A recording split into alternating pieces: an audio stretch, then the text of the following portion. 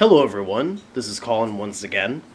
I'm making this video more as an update. I'm actually not going to be refuting any haters in this video, but this is a continuation of another video that I did on the Dead Sea Scrolls not too long ago, and if you're wondering what that is, I'll be putting that in the description section. If you click on more info, you'll find the link to this other the other video I'm talking about with the Dead Sea Scrolls. With regards to the Dead Sea Scrolls, I'll start off with that topic.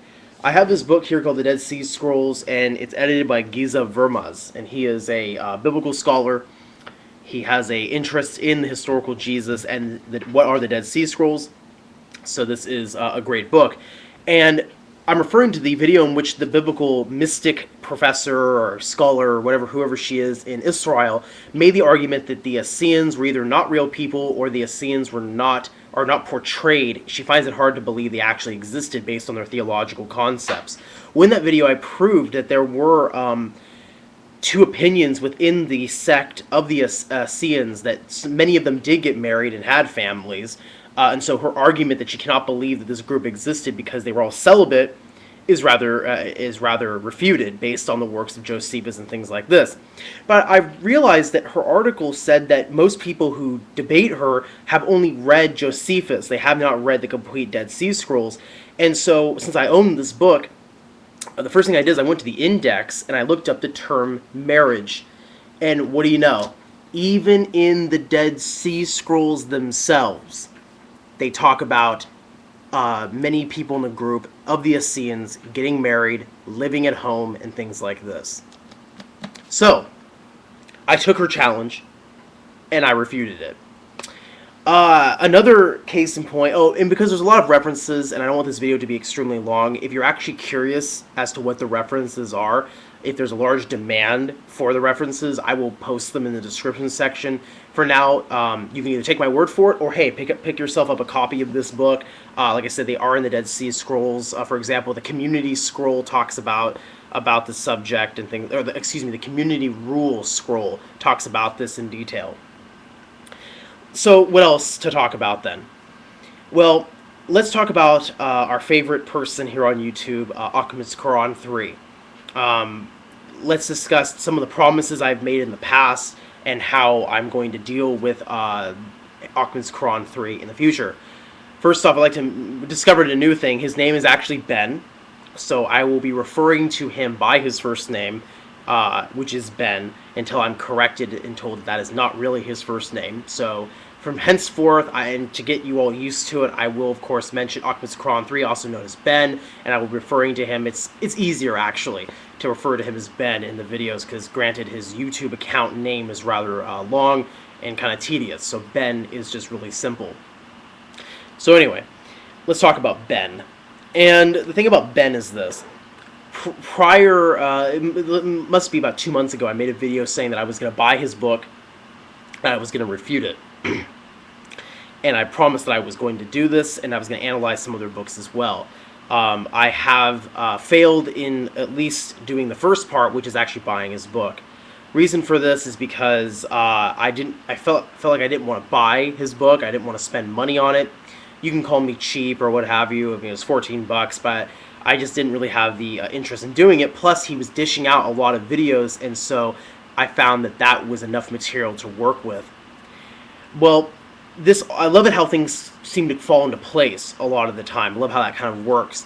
I was actually invited by two websites which wish to remain anonymous, especially the one that I will be writing for in the future. I've been invited to actually write articles for this one website in particular, and I was trying to think about what I was going to write about. I do have the intent on taking my Robert Spencer book review and actually taking what I said in the videos and actually typing them up. So it will actually be a official Robert Spencer book review and not just a video series. So that will be a major part of what I'm going to be doing, which will take a while because I have to go through all of my old notes, go through all my videos, all the evidences I brought forward, and I'm going to have to put all that into a article style format.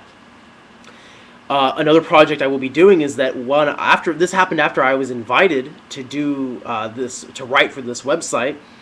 I was going through Ahmad's Quran Ben's website entitled InTheNameOfAllah.org, and I noticed that he has a section called definitions. It's either definitions of Islam or definitions of the Quran. And I started reading these definitions. He's got A through Z. And I'm reading them, and they really are like articles. They are essentially his explanations for key terms, people mentioned in the Quran or what have you, people important to Islam. And I found that rather interesting. So what I decided to do is that what I'm going to do for my articles of refutation, I will be refuting his articles on this website. So when the website is finally up and we make a collective announcement for those of us who are involved with it, then you'll know what the website is and you can spread the website around. But for now, just to let you know, those are my two ideas for my projects that I will be writing mainly on this website. The other thing I want to mention about Ben is that I love going by his channel and seeing what sort of questions people ask him, because I find that he's really not that good with people, as it were. Someone asked him a question about 6 days ago what his views were on Christianity and Jesus Christ, and he responded by saying, at 5 days, the next day he responded, "We have a very simple policy. Never ask anyone what their beliefs are, never make any evaluations between beliefs. Our mission, our only objective is to enlighten 80% of humanity that the would-be victims of the cult of Mohammedan Islam. Reason is also very simple. It is the only belief system in the world that imposes itself upon all human beings through the use of terror, force, humiliation, subjugation, and ignorance. Objective, to destroy this cult belief system based on knowledge of Muhammad, his Quran, and his Sunnah." Please listen and read the comment. Now, for those of you who are watching this, and those of you who are actually logical, compassionate, intelligent human beings, I think a lot of you realize how bigoted and ridiculous that comment, that response rather, sounded. I don't think I even have to dissect it, but for those of you who really want me to, I will right now.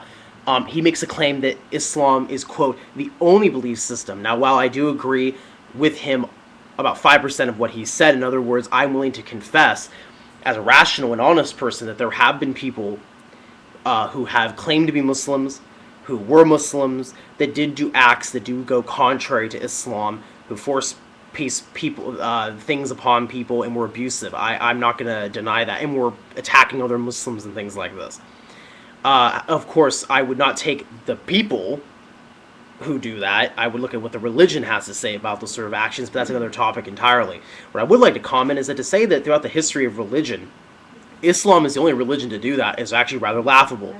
If you actually believe that, I would have to unequivocally say that you are ignorant. That, to me, is ridiculous. If you look at the history of not only Judaism, but Christianity and many other religions, you would find that the same thing has occurred with those religions: subjugation, terror, psychological trauma, and things like this. But do we hold that accountable to the belief system or some of the people who have actually done it? The choice is up to you.